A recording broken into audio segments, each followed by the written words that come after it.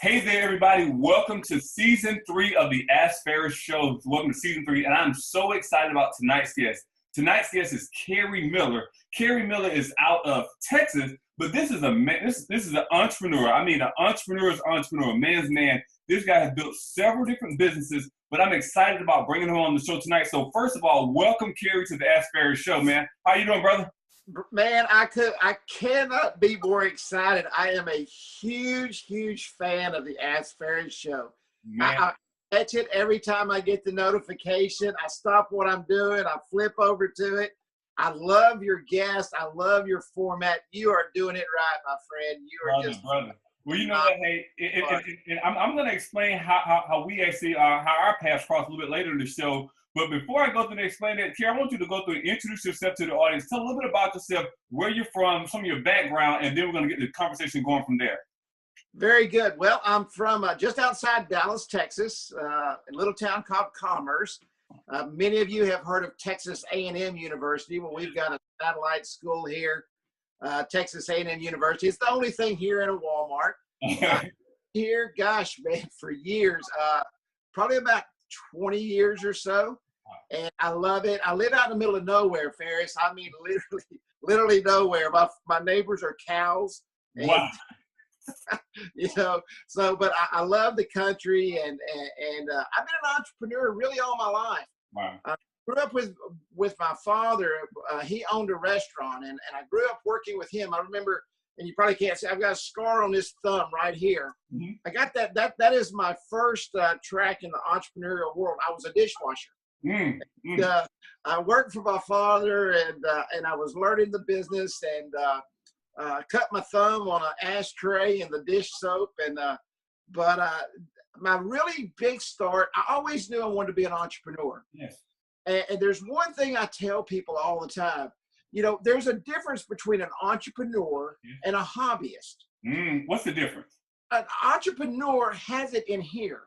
An entrepreneur is not afraid to take risks. Yes. An entrepreneur will give everything he has to be successful. A hobbyist will start something today and move to something tomorrow. And it's not really their income stream. It's just something they want to do. Wow. And an entrepreneur, it's all in the heart. You've got to work from your heart. You have to put your heart and soul into everything you do. And success isn't an option. You have to be able to climb that mountain and get on top of that mountain and do all those things. But an entrepreneur is strictly from the heart, and you've got to want to do it. You know, there are employees and there are entrepreneurs. An employee is happy with a 9-to-5. They get a paycheck. They're never happy with their paycheck. I know. But they can never be that true entrepreneur because they don't have the drive to work. And nobody knows this better than you. And I see you all over that Georgia area, man. You are constantly on the go. Yes. You have to want to get up and go do that. It's not going and sitting behind. You don't just sit behind a desk and interview people. You run a corporation. And Kerry, and that's why I want our conversation to really kind of start taking root right there, because I feel like a lot of times people, when they think of entrepreneurship, I like how you broke it down between a hobbyist and an entrepreneur. An entrepreneur is not as sexy as people think it is. Yes, you go to make your schedule and you can control your income, but it takes a lot of work. And just like when you open it up with the scar that you had when you were working in your father's restaurant. There's so many battle scars and battle wounds as an entrepreneur, so many things that people just don't see, but we let those things heal up. And of course, as a scar heals, it doesn't negate that the scar was there, but we heal and we keep moving forward. And that's one thing I really want my listeners to understand, that as an entrepreneur, you're gonna have battle scars. And if you're an entrepreneur, you haven't had battle scars, just wait a little bit. And I promise you, you're going to either get battle scars or you're going to identify yourself as a hobbyist as well. There's only two options right there. That's it. You're right. There's only, you know what? You got to be able to take the back of that shirt and pull yourself up off that ground when you trip and fall. And that's a learning experience in your life. Nothing is negative about failing. You know, I tell people all the time, you're going to fail. Yes. My gosh, if I had $1 for every time I failed, I'd be a multi-billionaire. Brother. And that's one thing I tell people, like when it comes to businesses, as an entrepreneur, like Lord knows, I couldn't tell you the amount of business that I started and failed. But it doesn't matter because I'm thinking about the ones that I succeeded in, but I wasn't afraid to go through and actually start a business. And I want to go through and ask, what was the first business that you started on your own? I actually was a door-to-door salesman. Wow. I'll never forget this. I was 15 years old, and my mom had to sign for me to even work for myself to be an independent distributor for this company. Yes. And this is a crazy story, and I want everybody to listen, because this is where the fear factor will come into your life as an entrepreneur. You'll be scared to death. Yes. And no matter what path you take, you're going to be scared to death. Mm-hmm. But when you overcome that fear and success is on the other side, man, the feeling is unbelievable. Wow. I was in a seminar, and I wanted to do this so bad because it was my first time to really be able to go out and make money on my own. Mm-hmm. And so I was 15 years old, and my mom signed the papers, and I was in a seminar. And at lunchtime, the guy passed a set of pencils around. Actually, it was pens, just big pens. Yes. And he said, I want everybody to go out and sell these big pens at lunch. That's what you've got to do. And so I'm thinking, you got to be kidding me. I got to sell this pen at lunch. What did So I I sign went up for? with some other guys, and we went to a restaurant, and I said, guys, we got to sell these pens. They said, we don't got to sell these pens, man. They just trying to mess with us. You don't have to sell. I said, we've got to sell this pen. Mm-hmm. The man said, sell the pen. Mm-hmm. And I was always raised, you know, when someone in an authoritative figure says you need to do something, mm-hmm. you do it. Exactly. I mean, it was currently in charge, and I was trying to start my own business, and he said, do it. So I felt like I needed to prove mm-hmm. that I could do exactly what he said. Mm-hmm.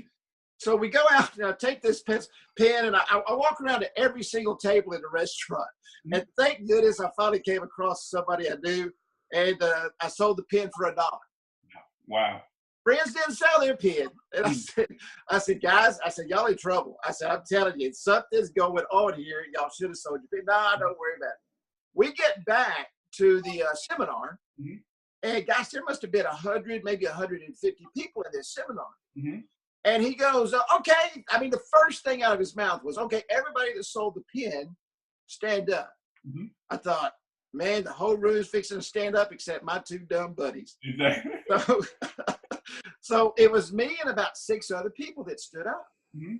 Wow. And I thought, well, that don't make any sense. These people are here to sell something, you know. They're here to start a business, and none of them did anything.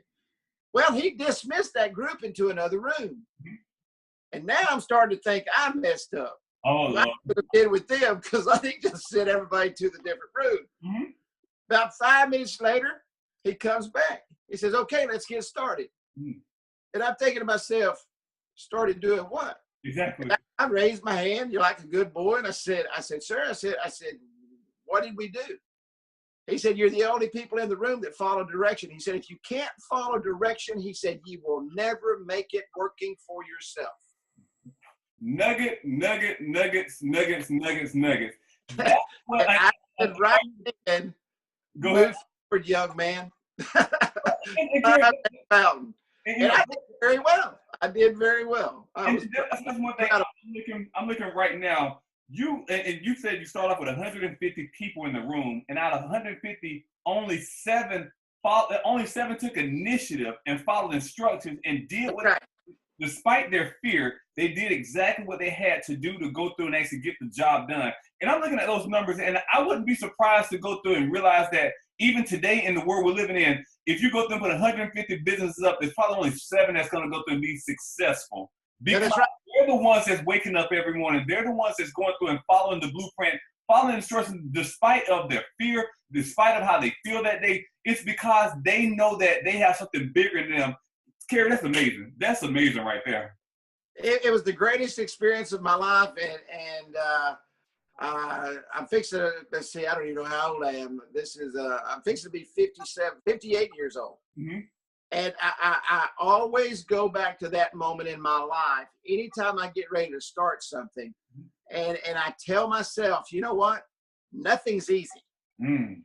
But you've got to put everything into it if you want to be successful. And it's really sad. You know, I know there are a lot of people. There's a lot of people that are watching your show. I talk to hundreds of people, and they all want to be successful, mm-hmm. but they don't want to put in the risk to receive the reward. Yes. You know, we live in a give and take world. You've got to give something to get something back. Yes. And if you're not willing to give yourself to get where you want to go, it's probably never going to happen. Wow, wow. And these are the type of things where I really feel that's, again, it separates the entrepreneurs from the hobbyists. And I want my listeners to realize that you can be that entrepreneur, but you have to go through and sacrifice something. You have to go through and walk in fear despite of fear. You're going to have to go through and do things despite of how you feel at that moment. You have to burn both ends of the calendar. I don't want people to think that, okay, well, just because I got a master's degree or a bachelor's degree or whatever type of degree, I have a bachelor's degree in business or MBA in business. That's the big one, Kerry. People have MBA in businesses. They feel like, okay, now they can run a business. It takes more than that. It takes the heart. Just when you first, this is where entrepreneurship starts, right here in the heart. And if you can go through and follow in the heart, you can go through and actualize things as well. You know, everything is a mountain. I mean, every single thing is a mountain. And I've got an old saying, and I use it often. I tell people, you know, if you want to be successful, let's climb that mountain together. Let's climb Mount Everest and let's plant that flag together. I was very thankful growing up. I mean, I had some great mentors in my life. And I studied. One thing when you're an entrepreneur, nobody's going to put a book in front of you. Nobody's going to say, you got to do this. Nobody's going to say, you got to get up. I have a very good study habit. And I take 2 or 3 hours a day out of my day, every single day, to learn something. I'm self-taught on a computer. I knew nothing about computers. Back in 1978, I went out and bought me a computer. I learned to trade commodities. I learned to build websites. I remember when I was building websites by hand. Wow. You know, of course, that's back when you could get $1,000 a page. Exactly. And, you know, I was the only web designer in my town, and I was out selling websites, and I didn't know how to code, didn't know anything about it. But you know what? Something really cool came along called the internet. And I was pulling code off the internet and learning how to build graphics and doing all that. Wow. And, you know, I didn't go to school. You know, a lot of people say, well, let me take 6 years to go to school and then no. If you want to do it today. Do it. Don't get it, Kerry. That's what I'm talking about. Don't wait 6 years. Do it right now. Because like if you do it right now, 6 years later, you'll be a master instead of just somebody with a piece of paper. I'm going to tell you, you know, colleges are great for doctors and lawyers. If you want to be an entrepreneur, get your hands wet, get your hands dirty, and go out and get started. You don't have that. I don't care. You know, it's funny. People will call me on the phone. They say, Kerry, I'd really like to do this. I say, okay, when you ready to get started? Well, I think I'm going to get started next month. And I tell them, you know what? Next month will never come for you. Never. Well, you're not very encouraging, Kerry. I said, why don't you start it today? I said, why don't you? I said, let's talk on the phone. Let's get your business plan put together. And I said, let's start it today. Well, I got to finish this, and this. You know, and I got my job. I'm going to tell you what, a real entrepreneur, I'll tell you another quick story. I walked away from a $250,000 job and said, I'm tired. I walked away from the job and I said, it holds me back. Yes. I don't want somebody to hold me back on how much money I can make. Exactly. An entrepreneur wants to be able to control his own living. Exactly. You know, an employee lets somebody else control their living. So you just got to be willing to give it up. I'm sure you watched the show Shark Tank. Yes. And Hershevak was on there one day, and he was talking to a young entrepreneur. And she had a great idea, but she had a job. And he looked her straight in the face. He said, why don't you just quit your job and put everything you have into this business? And she was scared to death. Wow. Scared to death. Yeah. Take the jump. You have to. Jump. Because, Kerry, as you know, there's no perfect timing. It's just like, there's no perfect time. Like, you can have all the money saved up, but something you're going to look back and say, oh, I have a young child. You can have all the money saved up, oh, I have to pay off my house. It will never be a perfect time. But you have to realize, you have to believe in yourself and your abilities enough to say, you know what? I'm not going to go through and waste one moment, because if I'm given 100 years to live on earth or just one more day, I'm going to be known for taking that leap. I'm going to be known because I took the jump And that's where my life is that's when I had that pivotal moment. I had that paradigm shift as well, because I was able to take the jump. Yep.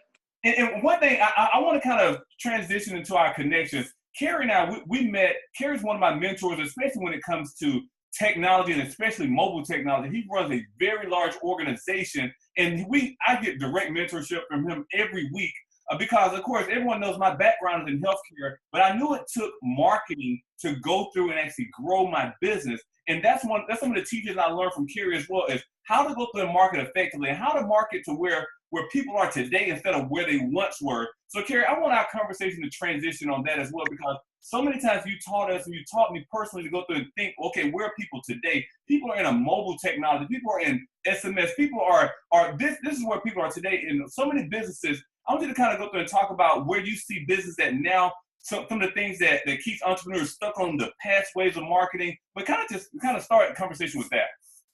That is such a great point. And it's funny that you brought that up. I was just in a consultation right before this, and the person was talking to someone that owned a baby shop.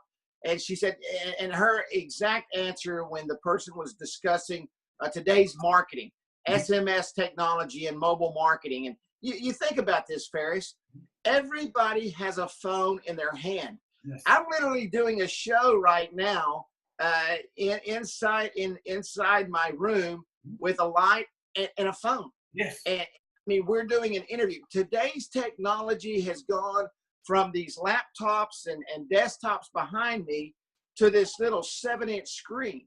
Mm-hmm. And if a business is not willing to move forward, and this lady said, I don't need marketing. I got all the business I need. And you know what? She was sitting in an empty room by herself. Wow. Folks, tell you, and this is to all of the Faris listeners, and this is to everybody that will see this. The day that you think you have more customers than you ever need is the day that your business starts to die. Brother, yes. It's over. It's over. And you have to take yourself from the 1920s to the 21st century. Facebook marketing, local Facebook marketing couldn't be easier. You know, Facebook kind of started off as a friend thing. Yes. And now it's moved into one of the greatest local marketing tools ever.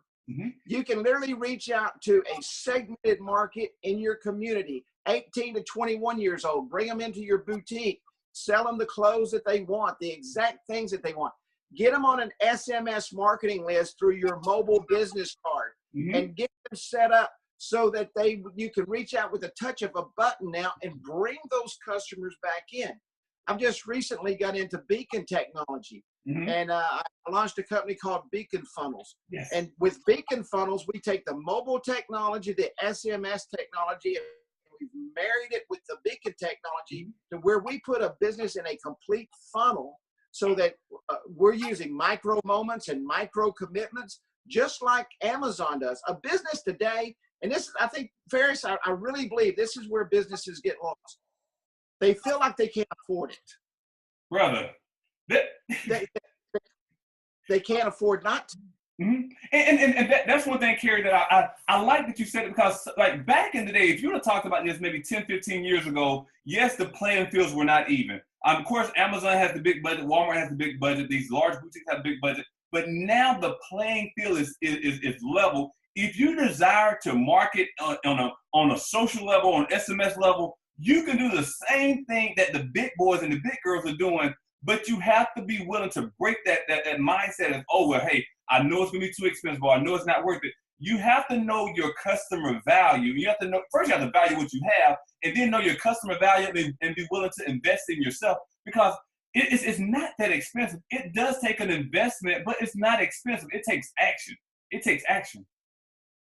You know, and what businesses don't understand, you know, people think that everybody that walks in their door is going to come back. That is so far from the truth. Yes. In today's fast-paced market, customer engagement is at a premium. You have to be able to reach out to that customer immediately and bring them back in. I'll give you a quick statistics for your listeners. Yes. Out of 100 customers, new customers that walk into your business, 80 of them will not come back. So you've just lost 80% of your business because you are not engaging them in them. Out of that 80, if you will engage with them through mobile coupons and local Facebook marketing and reach out and touch them, 60% of that 80 or 48% of those people will come back. So now you went from just taking 20 people, now you're getting 68 people back in the door. Footfall is the most important thing a business can think about today. And customer engagement, which is terrible. Yes. I mean, businesses today, they don't even know they don't even speak to you when you walk in the door. Mm-hmm. Customer engagement is premium. The businesses that understand that, the businesses that catch that person at lunchtime when they say, gosh, man, I'm hungry. Where am I going to go? And they get that little text message that says, hey, come in today for a hamburger and get a free fries and a Coke. Yes. And they're going to come in, they're going to get a hamburger, free fries, and a Coke, and they're going to buy a piece of pie because they got extra money and spend more than they were going to spend to begin with. And my thing is, like, Lord knows, I think we go through and preach this day in and day out and week in and week out. And I know one thing, when we talk a lot, you always bring up, hey, we get, and I think I opted into Sonic's text message list when you were telling me about it. And every week I get a message from Sonic. And one thing I always look at, I'm like, Sonic's a large franchise, probably a Fortune 500 franchise organization or company. But my thing is, if they're doing it and they realize that because I can go through and send a text message out to a person and go through and get customers on demand, why aren't the small, and this is a question for you, why aren't the local businesses waking up and saying, you know what, if these large organizations are doing it, why haven't they woke up and said, you know, I can do that as well? Education. They're not, businesses are not educated with technology. Large companies are educated in the technology because they've got someone like you or someone like me that walks into the door. You know, most people go for what you call the big fish, the whale. Yeah. But the small to medium businesses aren't being educated. The Chamber of Commerce is, you know, you spend all this money to be a member of a Chamber of Commerce, and they're bringing a guy in that's talking about a barbecue on a Saturday. You know, those people need to be educated with today's technology. And they're afraid. They're afraid of technology. You know, they're afraid because they think it costs so much. And I will tell you, I can promise you, Sonic is paying a fortune for their SMS packages. Exactly. A fortune. Do you know what? You and I can take that same package and do the exact same thing for pennies on a dollar for small to medium businesses. And they're just afraid, and mostly because they're not educated. You've known me for a long time, and I use this term all the time. Show and tell. Get off your butt. If you're in the marketing business, get off your butt, get out in the field and educate your customers to what they need to do to be successful. And if you put the education there, everything else will fall into place. But that's the number one reason small to medium businesses don't do it. They're not educated on today's technology. And what's amazing is they're getting those notifications on their phone every day. Exactly. And I wonder how that happens. And that's one thing. I think both of us, we share a passion for local businesses because yes, we have large companies as our clients, but also my passion is for the local guys because I've seen too many local businesses close their doors because they did not either have the knowledge or they didn't take advantage of the knowledge or the information that was given to them. And it is like I'm on a crusade right now to go through and say, hey, if your door closes and you heard my voice, it's not because of the information that I put out. It's because that you did not take action. And that's one thing I really want people to understand. I'm bringing people onto the ASKFaris Show that I have direct connections with, bringing my mentors, people that I have in my circle to come in to just reinforce that, hey, taking action works. And if you go through and take action in the right time, then you can go through and experience the same thing. Maybe your business will go through and grow into a large organization as well. So I really want to go through and just kind of really push that emphasis on that as well, as to go through and take action. And Kerry, one thing I want to go through and transition, because we definitely know, Kerry taught me how to go through and actually create apps. I mean, I had to go through and humble myself because yes, I was a CEO of a large healthcare organization, but I wanted to go through and learn a skill set. So I had to go through and learn this skill set and master it. And then he pushed me to go through and say, you know what, Faris, now that you have the skills, now go through and humble yourself. Yes, you were a CEO and had a 300 plus employee organization, but now go through and start from the ground up. Go through and hit the doors, knock on the doors, do some things that you didn't have to do. And that's one thing. First, I want to say thank you for just pushing me in that direction. But also, those are the type of things as entrepreneurs, you have to be willing to go through and get out the boss's seat, get out that comfort zone and say, you know what, I got to go out there and do whatever it takes to get the job done as well. You know, and that's the key. You just said the one thing. I mean, we could take this entire interview and wrap it around one thing. Get out and do it. Just get out and do it. Take action. You know, there's nothing more that I love, and I'm one of them kind of guys. I like to get out and shake hands and kiss babies, and I love to meet people. I love to talk to people. I love for them to educate me about what they're doing. Yes. And to see what's going on out it. But there's nothing more important to me than to help the small to medium business is the backbone of our country. Mm-hmm. And nothing hurts any worse to go by and you talk to somebody and they say, oh, no, you know, I don't need that stuff. Mm-hmm. And 6 months later you drive by and there's a close sign on the door. Yes. And it happens that quick. And businesses don't realize, number one, you got to set aside a budget. Mm-hmm. No matter what business I can promise you guys have a marketing budget in your health system. I can promise you people that happens. You just don't flourish overnight. You know, people just don't flock to you just because your name is Kerry Miller or Faris. It doesn't happen. You got to spend some money. You know, you got to spend some money. And that's where the risk comes in. You're not going to do it right the first time. Mm-hmm. If you do, good on you. Exactly. You know? But you got to go in and you got to massage it and you got to fix this and you got to change this word and you got to look at this. And it's going to take a couple of months to get it right, maybe 3 months to get it right. But if you're not spending that money and making it happen, eventually the doors close. When the doors close, there's no going back. Brother. If customers aren't coming, you're not going to get them in. It's just not going to happen. And that's one thing that I really want my listeners to know. Success is definitely possible, but only if you have a plan and if you work that plan. And you have to, and I know so many times, like, people may say, well, Faris, you always want to spend money and invest in yourself. You doggone right, you have to spend money and invest in yourself. I couldn't tell you the countless seminars I've been to. I couldn't tell you the thousands of dollars I spent and flew out different places just to learn one thing. And I probably learned that one thing on that first day. When it comes to investing in myself and in my business, I don't go through and put a cap on myself because I know if I get that one nugget, I know it's going to get me one step closer to my destiny on this journey as well. And that's one thing I really want my listeners to listen in and hone in on.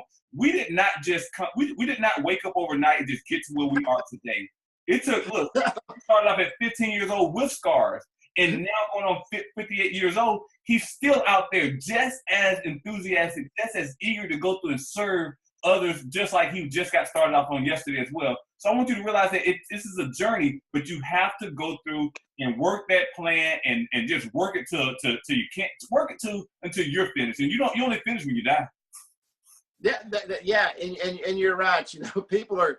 I see people say, oh, you know, make $1,000 a week and it doesn't cost you anything. I hate to tell you folks, man, that stuff isn't real. You know, if you're not willing to invest in yourself, what are you willing to invest in? Exactly. If you're not willing to take yourself, if you truly want to be an entrepreneur, if you're not willing to spend money on you and your education in the field that you're wanting to go into, and do what Faris said, go to the seminars. I've been to thousands of them in my lifetime. You know, but one of my biggest mentors was Zig Ziglar, man. Every time Zig was in Dallas, I mean, I was in front of Zig, and I wanted to make sure that I had every ounce of knowledge that I possibly could. And you may only go in and get it out of a 3-day seminar. You only may get 5 minutes of something that really it's going to help you. But you got to do that. You got to get out. You're not going, I say this, a blind squirrel will trip over a nut every now and then. Mm-hmm. But I'm going to tell you, man, if you don't take the blinders off and realize that you have to invest in yourself and invest in your business. There's days I may spend $1,000 and I get nothing out of it. But there may be days I spend $1,000 and it makes me $100,000. Exactly. You know, but you got to take the risk. If you're not willing to take risk, to get up at 8 and come home at 5, that's you know. If you're not willing to take the risk, definitely get that 8 to 5, because it's definitely risk out there, but it's so much more reward when you're able to go through and put the work in, not just by the title, but actually put the work in. And I see that my time is kind of winding down here, but before we go, I want you to, it's 2 things. I want you to give a parting piece of advice to that young entrepreneur that's out there that's just getting started, who understands that they're ready to take that leap, but they may have a little bit of that fear kicking in as well. So give that parting piece of advice to them first. First thing you want to do, break away from that circle of influence that keeps you from doing what you want to do. Mm-hmm. Put your blinders on. Stay focused. Everybody that says you can't, tell them you love them, but you may not talk to them for a little while. Mm-hmm. Push them back into that corner, because you have to take the negativity out of your life immediately if you want to be successful. Nobody wants you to succeed. Yes. Everybody wants to tell you how to do what you got to do. Mm-hmm. Remove that from your life. The second thing, focus, focus, focus. Mm-hmm. And every night before you go to bed, I want you to stop for 2 seconds and say, what did I do today that I could have done differently to make myself that much better? Wow. Get up in the morning. If you're used to getting up at 6, get up at 5. Mm-hmm. That 5 to 6, I want you to educate yourself. I don't care if it's watching a video or watching a series or reading a book. Mm-hmm. Do something to educate yourself. Mm-hmm. Quit going to work at 8, start going to work at 7. Mm-hmm. Quit stopping at 6, go to work till 8. That time will eventually be worth more to you than anything else you can do. You know, I used to work Monday through Sunday. Mm-hmm. I mean, Sunday through Saturday. Mm-hmm. Now, I take off a half a day on Friday and I come back on Monday morning. Exactly. But it didn't happen overnight. Focus, focus, and focus. And I promise you, keep it right here. Don't let anybody steer you away from your dream. There's dream stealers out there every day. Wow. Beautiful words. Beautiful words. I mean, Kerry, like, you've really graced this show and so much wisdom. That's one thing I really respect about you. You have so much wisdom, so much knowledge as an entrepreneur in the sales and the technology field. And I'm always gleaning a lot of information from you. But this is the time of the show where this is definitely called the ASKFaris Show. So I want you to go through and actually give me that question that's near and dear to your heart, something that you may be curious about Faris, about business or whatever, that I may be able to go and answer for you. This is one thing I love about you, and I'm going to ask you how you do it, because this is important what you asked me. I see you on the go 24/7. You are always at an event. You are always doing the grand openings, and you're building your business. How do you do it, Faris? What gives you the motivation to get up every morning and do the millions of things that you do every day? Because I see you doing it, so you can't say you don't. Brother, honestly, I tell people, like, my day really starts early. My nights end late and my days start early.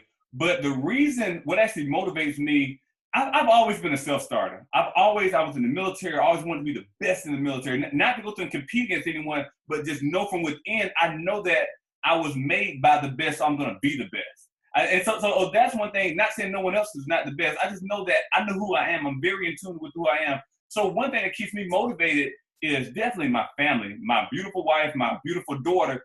I know the life that I want to expose them to. I know that it takes a sacrifice, and I know it takes finances. I'm not naive in that area, because I do want my daughter to go to the best schools, especially elementary through high school. But if she desires to go to college, I want her to go to the best college. I want my wife to go through and have the best things. If she wants the best car, best house, or whatever, it is not all about the material things, but also I want to spend time with them. And I know that if I don't have enough finances, I'll be on that job from 8 to 5 or 8 to 10 or whatever every day. And I won't be able to spend time with my wife and build that relationship that's needed as well. So what actually motivates me is just knowing that I have someone in my peripheral, someone that I have to go through and support. And those are the type of things that motivates me. And my wife, she's so non-materialistic. She doesn't care about anything. She just wants time. And that's one thing that I realized, that because she doesn't ask for a lot, it's my goal is to go through and have her live a dream life. And that's my goal right there, just to go through and allow her to go through and live a dream life, and my daughter to live a dream life. And then just along the way, guess what? I'm going to enjoy it as well because I'm doing it with the ones that I love. Let me close with this on my part, if you will. I hope everybody heard what he said. He never said anything about himself. He didn't say, this is what I want. It's always, when you're an entrepreneur, I get a little emotional here, buddy. Mm-hmm. It's always about somebody else. Mm. He never mentioned himself once. It was his family, mm-hmm. his wife, his children. That's who it was about. That's why he works hard. That's why you wake up in the morning. That's why you do the things you do. You do it for others because that's what truly means something to you. And that's why I love you, buddy. Wow. And I know that's the way your heart is, and I love you for that. Man, I love you too. And I really appreciate you coming into my life at that moment that was orchestrated. I think it was orchestrated by God for us to go through and have our lives intertwined. And I was like, man, I was like a hook in the mouth. I'm like, okay, I'm not letting this guy. I don't care if Kerry want to go. I don't care if he's in Texas or whatever.